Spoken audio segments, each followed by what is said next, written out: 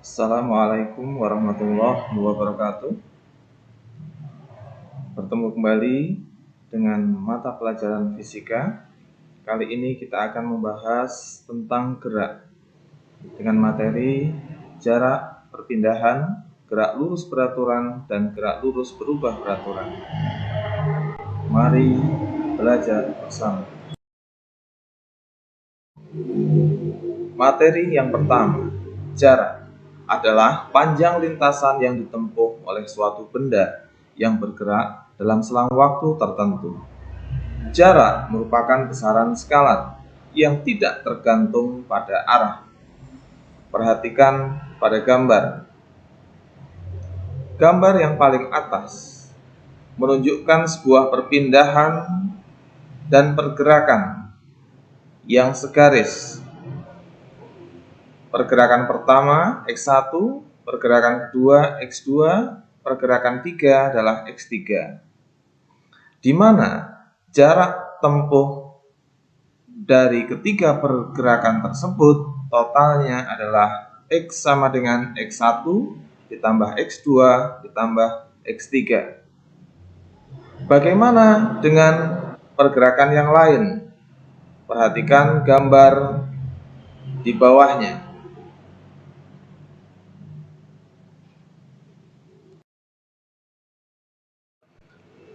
Materi selanjutnya, perpindahan.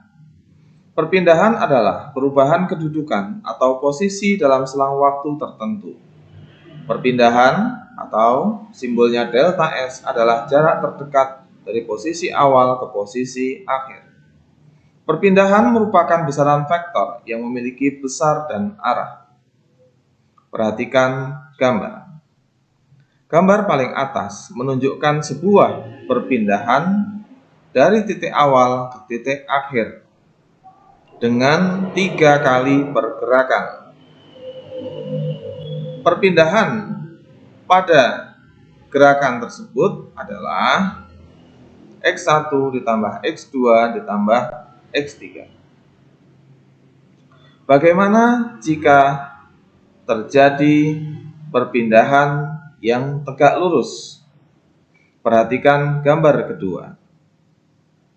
Pada gambar kedua, terjadi perpindahan dari titik awal ke titik akhir, di mana perpindahan pertama pada arah horizontal, perpindahan kedua pada arah horizontal, dan perpindahan ketiga pada arah vertikal, lurus ke atas. Maka perpindahannya dapat ditentukan dan dihitung dengan menggunakan rumus Pythagoras. Perhatikan rumusnya. Delta S sama dengan akar dari penjumlahan X1 tambah X2 dikuadratkan ditambah X3 kuadrat. Perhatikan gambar di bawahnya dan analisisnya. Contoh, pada suatu hari, Agus berlari mengelilingi lapangan sepak bola. Panjang lapangan tersebut adalah 100 meter dan lebarnya 50 meter. Agus berangkat dari titik A dan berhenti di titik C dengan melewati titik B. Tentukan jarak dan perpindahan yang ditempuh oleh Agus.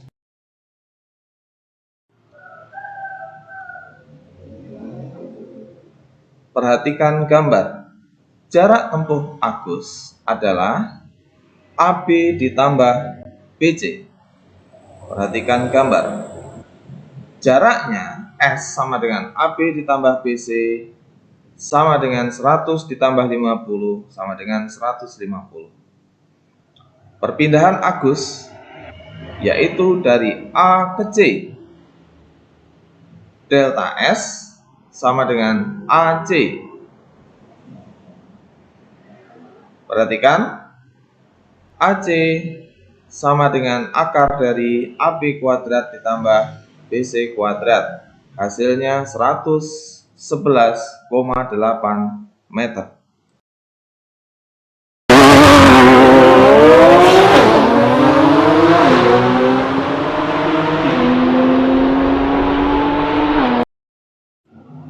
Gerak lurus. Gerak lurus adalah gerak suatu objek yang lintasannya berupa garis lurus. Disebut juga sebagai suatu translasi beraturan. Pada rentang waktu yang sama terjadi perpindahan yang besarnya sama pula. Gerak lurus terdiri dari dua macam, yaitu 1. Gerak lurus beraturan GLB. 2. Gerak lurus berubah beraturan GLBB. Gerak lurus beraturan GLB. Gerak lurus beraturan adalah gerak lurus suatu objek dengan kecepatan tetap dan tanpa percepatan. Rumusnya S sama dengan V kali T, di mana S adalah jarak tempuh, V adalah kecepatan, dan T adalah waktu. Perhatikan gambar. Sebuah mobil yang bergerak dengan kecepatan 5 meter per sekon, maka untuk setiap 1 sekon, mobil tersebut akan bertambah jarak tempuhnya atau perpindahannya sejauh 5 meter.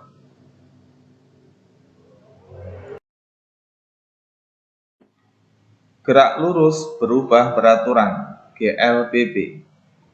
Gerak lurus berubah beraturan GLBB adalah gerak lurus suatu objek di mana kecepatannya berubah terhadap waktu akibat adanya percepatan yang tetap atau teratur. Macam dari GLBB adalah 1. GLBB arah horizontal atau mendatar. 2. GLBB arah vertikal seperti gerak jatuh bebas GJB dan gerak vertikal ke atas atau GV. Pada GLBB berlaku rumus S sama dengan V0 kalikan T ditambah setengah kalikan A kalikan T kuadrat. Rumus kedua, V sama dengan V0 ditambah A kalikan T. Rumus ketiga, VT kuadrat sama dengan V0 kuadrat ditambah 2 kali A kali S. Perhatikan keterangan dari macam-macam simbol rumus tersebut. VT adalah kecepatan akhir, V0 adalah kecepatan awal, A adalah percepatan, satuannya meter per sekon kuadrat, nilainya bisa positif, yang artinya percepatan, dan juga bisa negatif, artinya perlambatan. T adalah selang waktu, S adalah jarak tempuh. Contoh soal GLBB. Sebuah benda bergerak dengan percepatan 5 meter per sekon kuadrat dari keadaan diam. Hitunglah jarak dan kecepatan yang ditempuh benda tersebut setelah 10 sekon atau 10 detik berturut-turut. Diketahui V0 sama dengan 0 karena diam posisi awalnya. Percepatan A sama dengan 5 meter per sekon kuadrat. Lalu T, waktu gerakan, yaitu selama 10 sekon. Benda bergerak dengan percepatan tetap, maka dengan rumus VT sama dengan V0 ditambah A kalikan T, kita masukkan nilainya, kita dapatkan VT setelah 10 sekon adalah 50 meter per sekon. Kemudian jarak yang ditempuh oleh benda adalah, kita gunakan rumus S atau perpindahan atau jarak sama dengan V0 kalikan T ditambah setengah kalikan percepatan A dikalikan T kuadrat.